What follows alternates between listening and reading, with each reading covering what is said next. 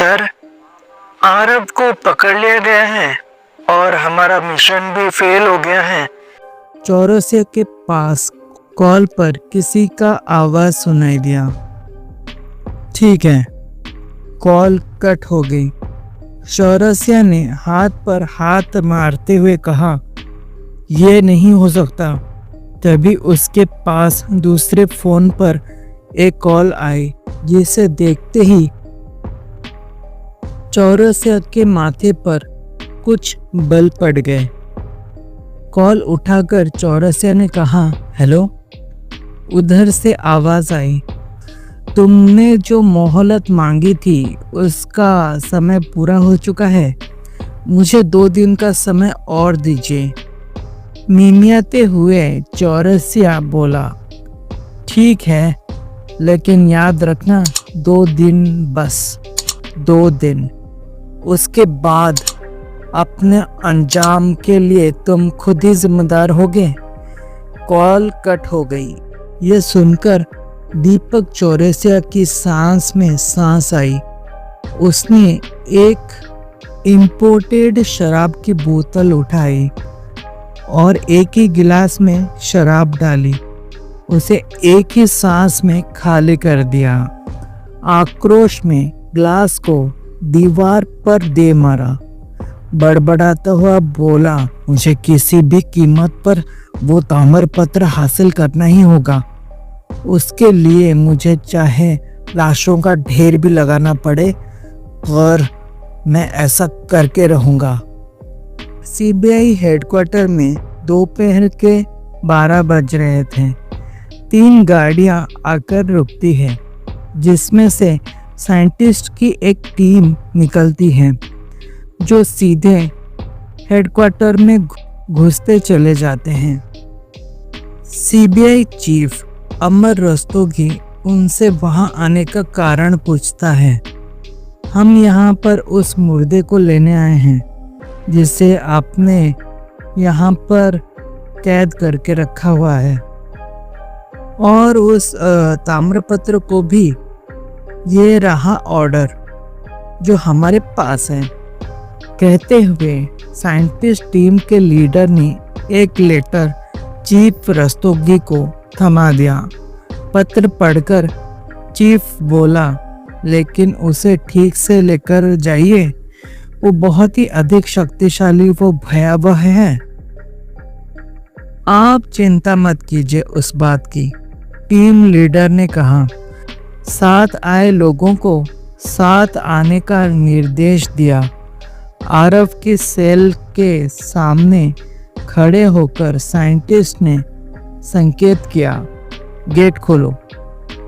Laser beam बंद करते ही तत्काल आरव को स्टील की चेन से बांध लिया गया। सब लोग मिलकर उसे खींचते हुए ले जाने लगे। रोनी को देखकर टीम लीडर ने कहा, तुम भी हमारे साथ ही चलोगी।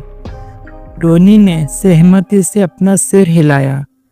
उसके हाथ में हथकड़ी पहना दी गई।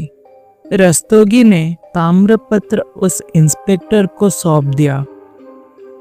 रोनी को एक सील्ड पैक चैम्बर में बंद कर दिया गया। उस गाड़ी में ऑक्सीजन का सफिशिएंट इंतजाम भी कर दिया गया। चीफ रस्तोगी ने कहा, क्या ये सेफ होगा? हाँ, इसे एक हाथी भी नहीं तोड़ सकता है। हंसते हुए टीम लीडर ने कहा। उसके साथ आए सभी लोगों ने अपने हथियार ठीक किए और गाड़ियों में बैठ गए। गाड़ियां वहां से चली गई। एक बहुत बड़ी बिल्डिंग में गाड़ियां जाकर रुक गई। आरव और रोनी को उतारकर वो लोग लिफ्ट से ऊपर ले जाने लगे। 16वीं फ्लोर पर जाकर लिफ्ट रुकी। वो एक बहुत ही बड़ी लैबोरेटरी थी। वहां जाकर आरव को एक सेल में बंद कर दिया गया। रानी को भी साथ में बंद कर दिया गया। टीम लीडर ने ताम्रपत्र वहां उपस्थित एक साइंटिस्ट को थमा दिया। वो उसे लेकर एक तरफ एक रूम में चला गया। ताम्रपत्र एक टेबल पर रख दिया। वहां टेबल के अतिरिक्त और कुछ भी नहीं था, जिसके पास एक लड़की और वो 2 साइंटिस्ट उपस्थित थे। फिर उन्होंने उस ताम्रपत्र को पढ़ना प्रारंभ किया, किंतु ताम्रपत्र की लिपि एवं भाषा अत्यंत प्राचीन थी, जो वहां किसी को भी समझ में नहीं आ रही थी। सर, ये सदियों पुरानी लैंग्वेज है, हम इसे डिकोड नहीं कर सकते। हमें कोई ऐसा स्पेशलिस्ट चाहिए जो इसे पढ़ सकता हो। लड़के ने कहा, ठीक है, तो उसे भी ले आते हैं, जिसका दावा है कि वो उसका ताम्रपत्र है। फिर उसे साइंटिस्ट ने इशारा किया तो वो इंस्पेक्टर रोनी के पास पहुंच गया। रोनी को साथ लेकर वो वापस उस रूम में पहुंच गया। रोनी से कहा गया, उसे पढ़ो। मैं इसे नहीं पढ़ सकती, मुझे पढ़ना नहीं आता, रोनी बोली।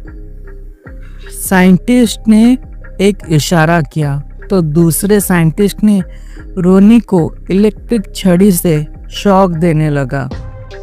रोनी का पूरा शरीर झंझना उठा। ऐसा कई बार हुआ।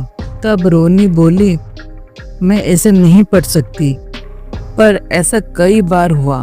फिर रोनी ने कहा, मैं इसे नहीं पढ़ सकती, लेकिन मेरे पापा इसे पढ़ सकते हैं। ले जाओ इसे, मेरे पास दूसरा रास्ता है। साइंटिस्ट ने कहा। रोनी को ले जाकर वापस वहीं बंद कर दिया गया जहां से उससे लाया गया था। साइंटिस्ट ने रोनी के पिता को लाने को कहा। वहां खड़ा गार्ड जैसा आदमी सिर झुकाकर चला गया।